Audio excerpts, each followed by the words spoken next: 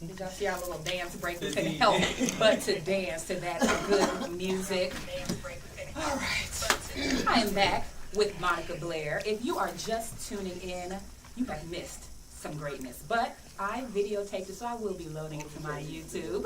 And we are going to continue the conversation with, I can't even say triple threat. What's the word for like 8? Octuplet? An artist. An artist. An overall artist. That's how you encompass everything that she does.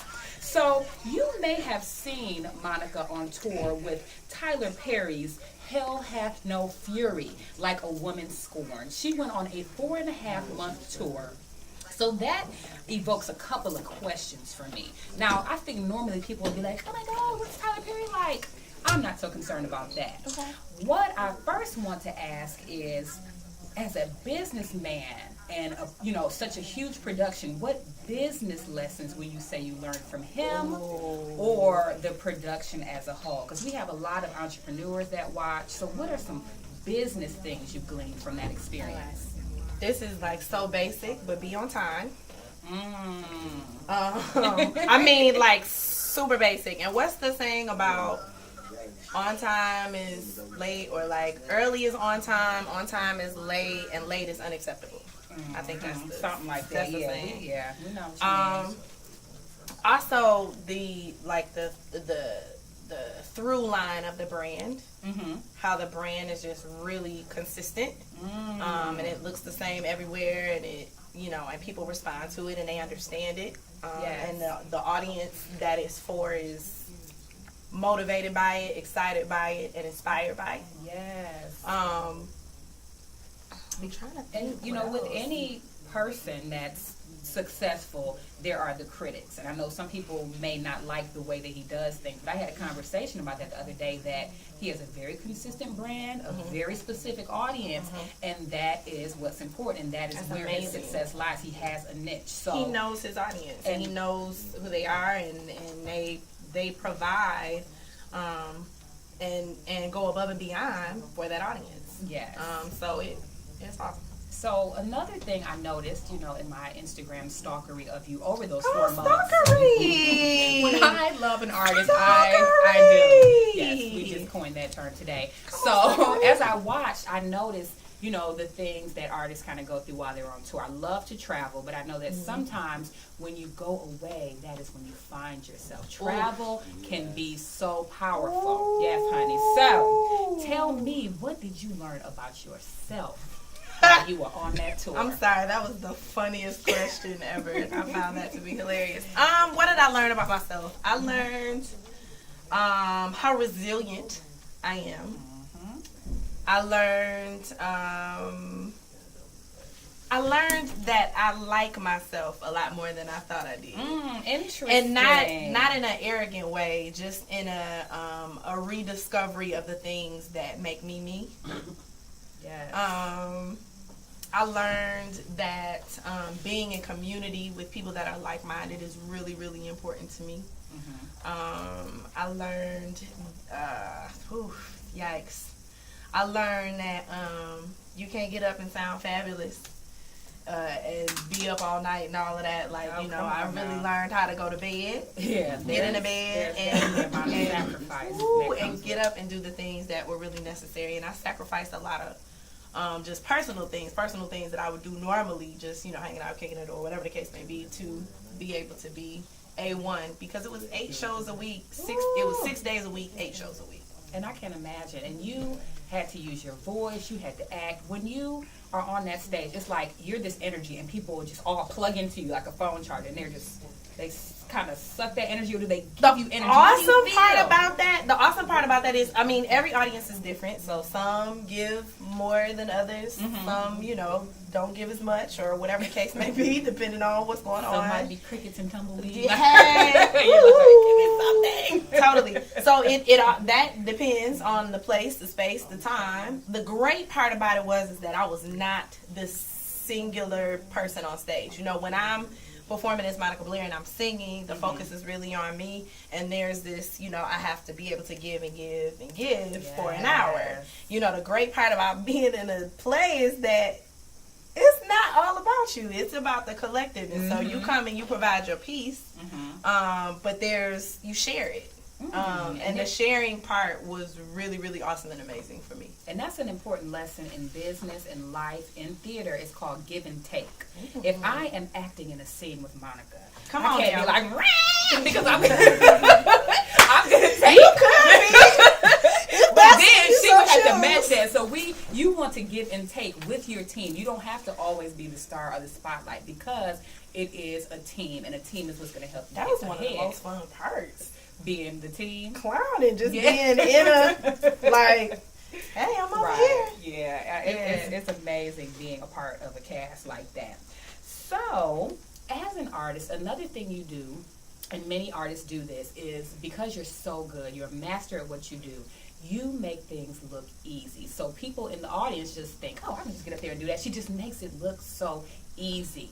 But I came across a quote that you wrote in my social media stalkery. And I want you to speak a little to this. And I quote, no matter what you see, how successful or talented people are, there is a test, a process, a moment in time where we aren't our best. Embrace it. These are the turning points in our journey, the place where God gets our attention and points us in the right direction.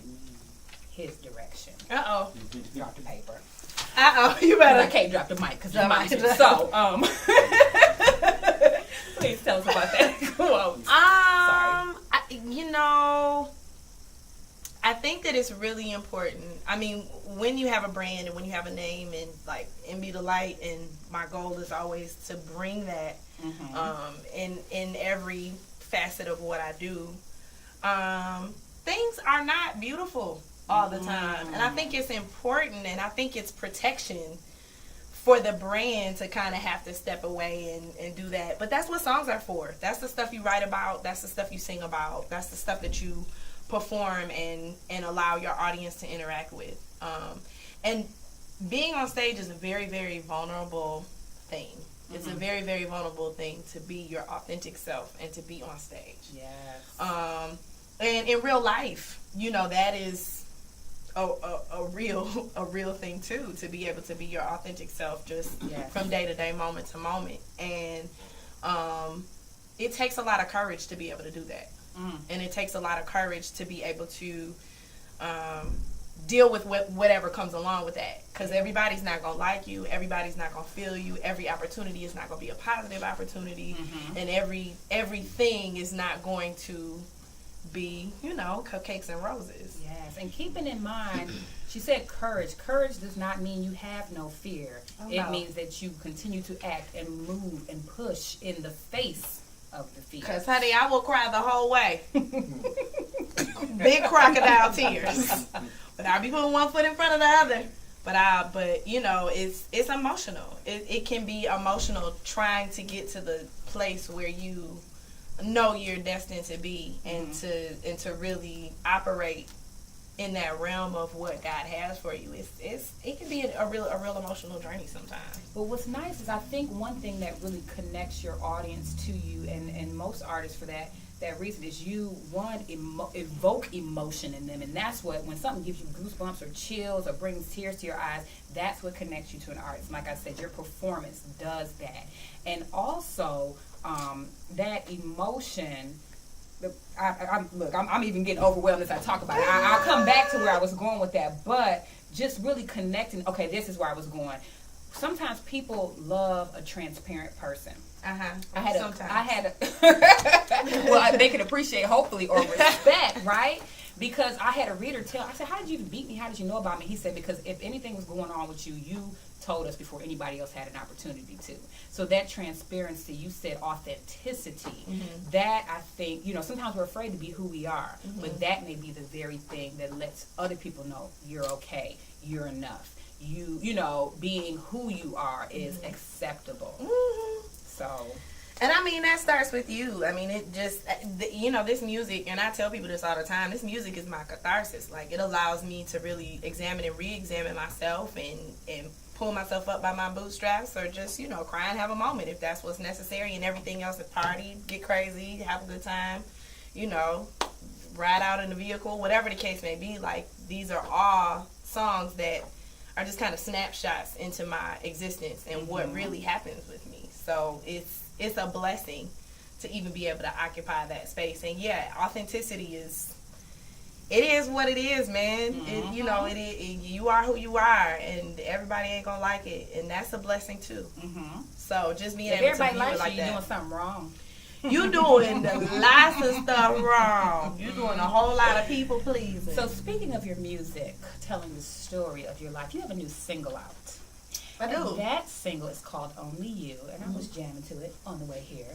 And, you know, and I'm going to just talk a little bit as you think about this. Every week we have tips in the areas where we need the most motivation. Business, finances, fitness, and relationships. Oh.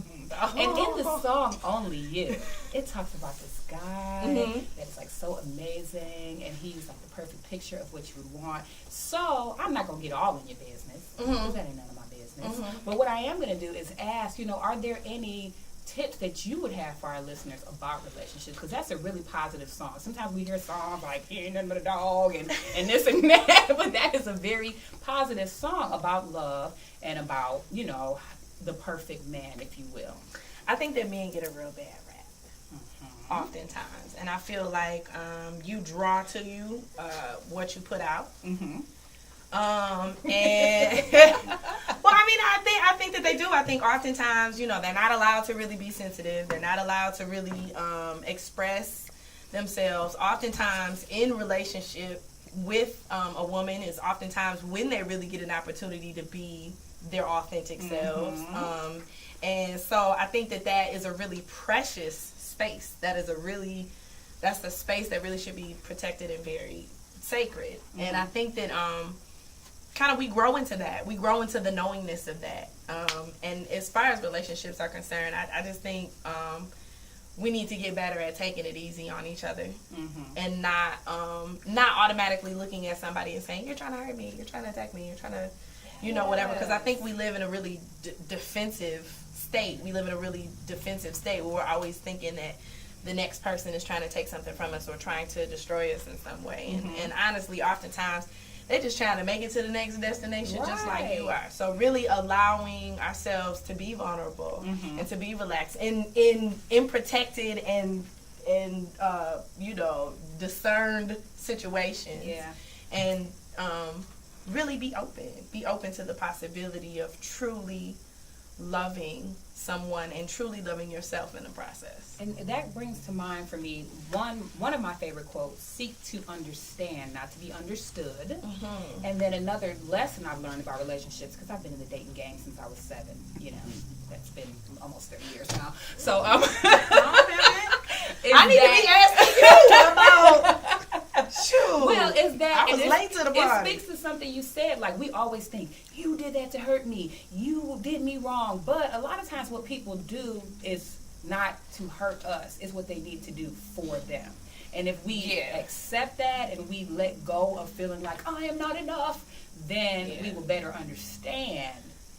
Because why is such a great question? Why is such a great question? Because you may do something and I look and I'm like, I don't really understand that. But if I can ask you why, a lot of times that resolves everything. And it's like, if I can ask you why and I can be okay with the answer. Yes. Those two things. Right, because people will come back like, well, let me, you know, and it's like, you asked me and I told you. And I mean, I'm not, it's interesting that I write these songs, but it's like, these are things that I struggle with and I'm challenged with my own self. This is not, you know, these are things that I'm coming into knowing about and working on. Because it's a process. You have to work on it consistently and constantly. Yes. You know, there are no perfect people, So we are going to go, you know, I was going to keep talking. I could just talk all day to this young lady. But instead, we're going to go to a break. And you want to stay tuned. You want to get a notebook and take notes, because we're going to share some tips. And we are also going to be talking about transformation. We are ever growing, ever evolving, ever elevating. And so as an artist, Monica is going through a transformation, and we are going to talk to her about that after this break.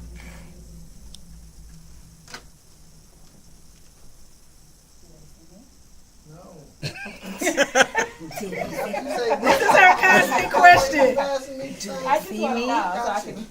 I feel like I look so fidgety right now. Nope. No, it's good. You talk to the camera. It's probably my fault. Just how I you totally always talk do. With my hands and it makes She me does more than you. contagious. I can talk to the MB does more than MMJ. You taking this? Yes, because I don't get to take breaks on break. Outtakes. Outtakes. Get in. Oh, we gotta bring you on the we gotta Did you bring any footage of you dancing? We in too deep. I done got caught up in my emotions in the midst.